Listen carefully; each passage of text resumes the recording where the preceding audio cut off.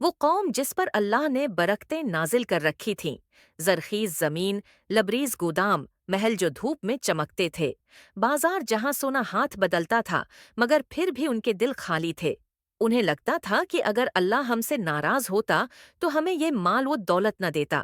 تب اللہ نے ان کے درمیان ایک نبی بھیجا، نہ تاج نہ لشکر، بس حق کے لفظوں کے ساتھ کہ یہ بت تمہیں فائدہ نہیں دے سکتے۔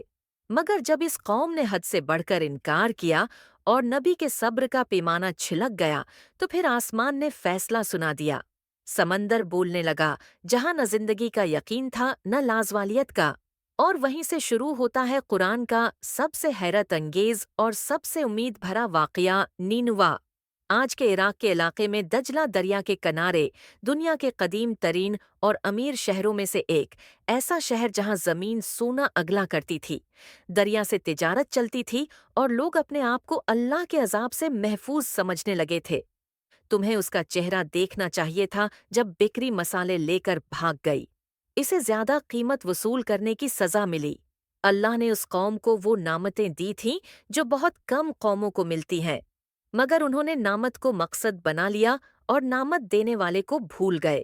یہ وہ قوم تھی جو حضرت لوط علیہ السلام کے بعد آئی تھی اور وقت کے ساتھ پھر سے غرور، نفس اور دنیا میں ڈوب گئی۔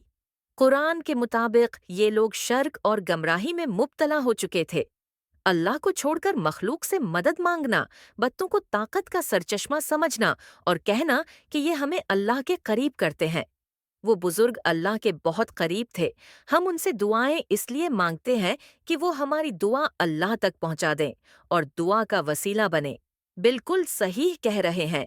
اللہ پاک نے سورہ یونس میں صاف الفاظ میں بتایا ہے کہ اور یہ اللہ کے سوا ان چیزوں کی عبادت کرتے ہیں جو نہ انہیں نقصان پہنچا سکتی ہیں اور نہ فائدہ، اور کہتے ہیں کہ یہ اللہ کے ہاں ہمارے سفارشی ہیں۔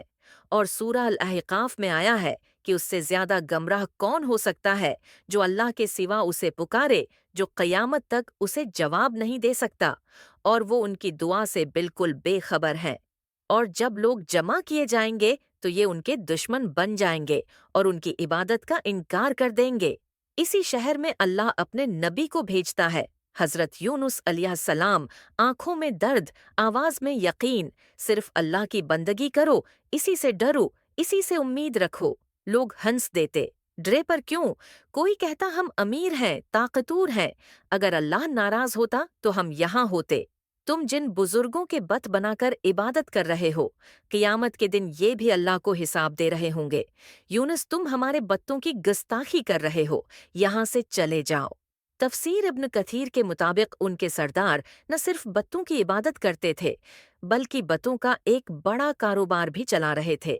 اس مہینے اب تک 540 سونے کے سکوں کا منافع ہو چکا ہے۔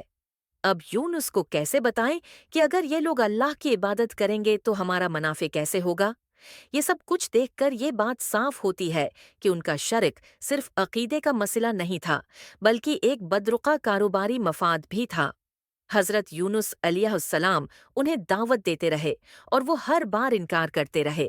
اگر تم سچے ہو تو عذاب لا کے دکھاؤ، اور یہ سلسلہ سالوں تک چلتا رہا، اور پھر ایک دن نبی کا دل بھر آتا ہے۔ یونس علیہ السلام شہر چھوڑ دیتے ہیں، مگر یہی غلطی ہوتی ہے، نہ وہ غلطی جو گناہ کبیرہ ہو بلکہ وہ جلدی جو اللہ کے نبی سے بھی ہو سکتی ہے، اجازت سے پہلے رخ موڑ لینا۔ اور یہیں سے واقعے کا سب سے خوفناک موڑ شروع ہوتا ہے۔ یونس علیہ السلام ایک کشتی پر سوار ہوتے ہیں، سمندر شیشے جیسا صاف، ہوا نرم، آسمان پر سکون، لگتا ہے جیسے سب ٹھیک ہو گیا ہو۔ لیکن آسمان کا رنگ بدلتا ہے، ہوا چیخنے لگتی ہے، لہریں کشتی سے اونچی، ملاح چلاتا ہے وزن کم کرو، کشتی ڈوب جائے گی۔ سمندر جیسے کسی ایک شخص کو مانگ رہا ہو۔ فیصلہ ہوتا ہے، قرعہ ڈالا جائے گا۔ نام نکلا یونس، یہ تو نیک آدمی ہے، دوبارہ ڈالو۔ سب حیران، دوبارہ یونس، تیسری بار یونس۔ اب کوئی شک باقی نہیں رہتا۔ یونس علیہ السلام خود کہتے ہیں یہی اللہ کا فیصلہ ہے، نہ چیخنا، نہ بھاگنا، نہ شکوہ، اور خود کو سمندر میں چھوڑ دیتے ہیں۔ اس لمحے پانی بند ہوتا ہے اور ایک ایسی مخلوق جس کا اندازہ کسی کو نہیں تھا انہیں نگل لیتی ہے۔ وہ پورے جسم کے ساتھ اندھیرے میں چلے گئے۔ یہ اس مچھلی کا پیٹ تھا اور یہیں سے شروع ہوتا ہے قرآن کا سب سے گہرا اندھیرا اور سب سے بڑی رحمت۔ ہر طرف صرف اندھیرا، ہر طرف صرف تنہائی۔ یہیں سے یونس علیہ السلام کو احساس ہوتا ہے، میں جلدی کر گیا، میں نے اپنے رب کا انتظار نہیں کیا۔ اور پھر اس گہری تاریکی میں ایک آواز بلند ہوتی ہے، لا الہ الا انت سبحانک انی کنت من الظالمین۔ کوئی بہانہ نہیں، کوئی جواب نہیں، صرف اقرار۔ تفسیر کے مطابق یونس علیہ السلام مچھلی کے پیٹ میں 3 دن اور 3 رات تک رہے، اور پھر اللہ فرماتا ہے، اے مچھلی میرے بندے کو نقصان نہ پہنچانا، اسے نرمی سے ساحل پر رکھ دینا۔ اور ایک ہی لمحے میں لازوال یقین زندگی میں بدل جاتا ہے، اور مچھلی یونس علیہ السلام کو ساحل پر چھوڑ دیتی ہے۔ جسم کمزور، جلد نازک، مگر سانس چل رہی ہے۔ اللہ میدان میں ایک درخت اگاتا ہے اور سایہ دیتا ہے، غذا دیتا ہے، شفا دیتا ہے۔ جس رب کی جلدی میں نافرمانی ہوئی، وہی رب سب سے پہلے سنبھالتا ہے۔ اور دوسری طرف نینوا کے لوگ اب بھی خود غرض اور نافرمان تھے۔ اللہ کا فیصلہ ان پر آیا، آسمان گھرا اور بادل گھنے ہو گئے، ہوا تیز، بجلی چمک رہی تھی، سمندر کا پانی دریا سے بہہ کر شہر میں آ گیا۔ انہیں سمجھ نہیں آ رہا تھا کہ جو ان کے لیے صرف مذاق تھا، اب وہ حقیقت کا طوفان بن چکا تھا۔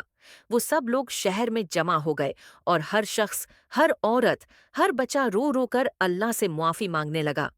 اللہ سے معافی مانگو، اللہ سے معافی مانگو فوراً۔ اے اللہ، ہماری طاقت، ہم نے گناہ کیا، ہماری گمراہی، ہمارا ظلم اور فخر، سب کے سب ہماری غلطی تھی۔ ہر طرف صرف ایک ہی آواز گونج رہی تھی کہ اے اللہ، ہمیں معاف کر دے، ہم تیرے ہی بندے ہیں، اور ہم غفلت کی نیند سو گئے تھے۔ تفسیر میں آیا ہے، اس وقت وہ سب روئے اور ماؤں نے اپنے بچوں کو رلوا دیا تاکہ اللہ کی رحمت نازل ہو اور عذاب ٹل جائے۔ اور پھر اللہ نے اپنے بندوں کے گناہوں اور توبہ کو دیکھا اور عذاب کو واپس لے لیا۔ سمندر کا پانی واپس چلا گیا، شہر بچ گیا، گھر، کھیت، بازار سب اپنی جگہ پر، اور جو لوگ رو کر دعا کرتے رہے ان پر اللہ کا فضل نازل ہوا۔ وہ قوم اب صرف اللہ کا ڈر اور عزت جانتی تھی۔ کچھ عرصے بعد جب یونس علیہ السلام تندرست ہوئے تو وہ قوم کے پاس واپس گئے۔ وہی قوم جو ہنس رہی تھی آج رو رہی ہوتی ہے، توبہ کر چکی ہوتی ہے، عذاب ٹل چکا ہوتا ہے۔ یہ وہ قوم ہے جسے اللہ نے ایمان کی وجہ سے بچا لیا۔ آج اس واقعے سے ہمیں یہ سبق ملتے ہیں کہ زندگی کا سمندر کتنا بھی طوفانی ہو، نوکری ڈوب گئی ہو، رشتہ ٹوٹ گیا ہو، ایمان کمزور لگتا ہو، اگر ہم بھی اندھیرے میں رو کر کہہ دیں لا الہ الا انت سبحان کنی کنت من الظالمین، تو یاد رکھنا، جس رب نے اپنے نبی کو مچھلی کے پیٹ میں زندہ رکھا اور پھر بچا لیا، ہمیں مشکل سے نکالنا اس کے لیے ذرا بھی مشکل نہیں۔ مسئلہ اندھیروں کا نہیں، مسئلہ یہ ہے کہ اندھیرے میں ہم کس کو پکارتے ہیں۔